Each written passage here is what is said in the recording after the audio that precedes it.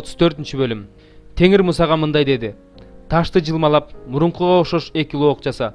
Мен ал лоокторго сен талкалаган мурунку таш лооктордогу сөздөрдү жазып берем. Эртең менен кечейин даяр бол. Синай тоосунун башына чыгып, менин алдыма келип тур. Бирок сени менен тоого эч ким чыкпасын. Бул тоодо эч ким көрүнбөсүн. Тоо этегинде майда малда, бодомалда жайылып жүрбөсүн.